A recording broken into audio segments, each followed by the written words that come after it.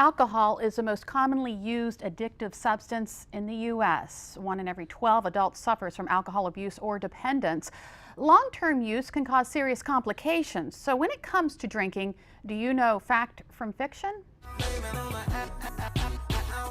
Songs and music videos show the glitz and glamour of drinking, but do you know the facts when it comes to beer, wine, or vodka? Which one contains less alcohol? The truth is, the average pint of beer, large glass of wine, or double vodka all have 2.8 units of alcohol. This is what makes you drunk chemically, and the faster you drink it, the higher your peak blood level. True or false? Drinking coffee, taking a cold shower, or exercising helps a person sober up more quickly. The answer? None of these methods work. Only time can rid the body of alcohol. This process cannot be sped up, and when it comes to alcohol, it is important to know your limits. Safe drinking is 1 drink a day for women and 2 for men. Becoming a little more aware this Alcohol Awareness Month. And the statistics show there's still quite a need for alcohol awareness. The CDC reports 1 in 10 teenagers admits to driving drunk, and 1 in 5 teen drivers involved in a fatal crash had alcohol in their system. Pretty scary numbers, and what's even more frightening, a person can be predisposed to alcoholism before they're born. So how do you recognize when there's a possible problem? Well, joining us to tell us more is Heather Brown, the Director of Addiction for the Wicomico County Health Department. Heather, thanks for joining us this afternoon. Let's start off with, what is alcoholism?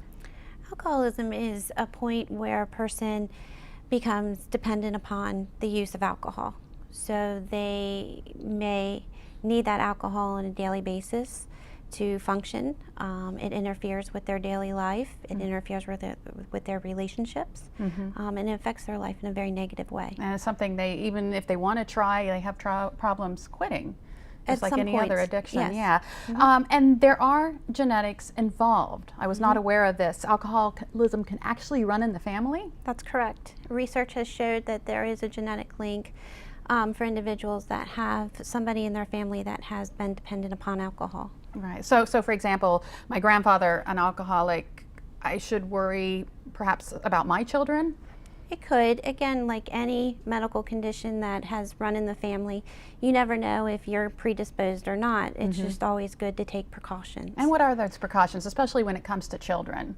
You want to be honest with your children. You want to talk to them about the dangers of alcohol and what could happen if they if they experiment with alcohol, and be honest about the history of your family and let them know maybe some examples of what occurred with your grandfather and the impacts that had not only on his life but other people's lives. Right. And it's not just the older people. We heard in the statistics about how many people, are alcoholics. It's not just the older people. Teenagers can have drinking problems. Tell us about that. Many times teenagers start because of peer pressure. It's the thing to do when you're out with your friends. You start drinking, and over time their drinking may increase to the point where it becomes a problem. So they might start off with binge drinking, and then that moves on to alcohol abuse. Then ends up being dependent upon alcohol. Alcohol dependence. So they might, what might start out social could end up into a really big problem. Are there early signs that maybe we should look out for? Early signs should be increase in tolerance, where a person may feel the effects differently from when they first started drinking alcohol, become intoxicated on a regular basis, or an increase in what they normally would, drinking to the point where they can't remember the night before or bits and pieces of it, and heavy drinking where they're there's a pattern. Is alcoholism treatable? Is there something we can do? It is treatable. There are many people who are able to go into what we call recovery.